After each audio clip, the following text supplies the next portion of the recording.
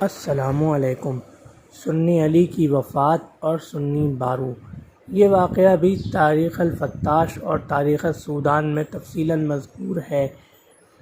جینی اور ٹمبکٹو جیسے بڑے تجارتی مراکز کی فتح کے بعد اور گاؤ شہر چونکہ آپ کا سلطنت کا دارالحکومت پہلے ہی سے تھا، 1473 عیسوی سے 1492 عیسوی تک سلطنت سونگائی کی توسیع برابر جاری رہی، اور جب 1492 عیسوی میں سنی علی کا انتقال ہوا چند ماہ کی علالت کے بعد، تو حالت یہ تھی کہ تقریباً پورا موجودہ مالی، تقریباً نصف نائجر، برکینا فاسو کے کئی علاقے اور بینن کے کچھ شمالی علاقے یہ سلطنت سونگھائی میں شامل ہو چکے تھے، اور سلطنت سونگھائی مغربی افریقہ کی ایک انتہائی وسیع اور طاقتور سلطنت بن چکی تھی۔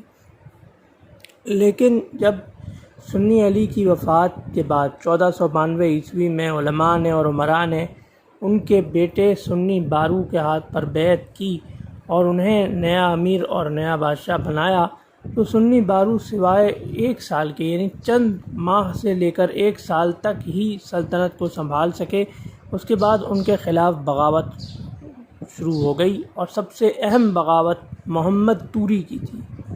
محمد توری وہی ہیں جو آگے چل کر اسکیہ محمد کہلائے، یعنی جنہوں نے اسکیہ خاندان کی بنیاد رکھی اور پہلے بادشاہ اسکیہ محمد اول کہلائے۔ ان کا اصلی نام محمد توری تھا۔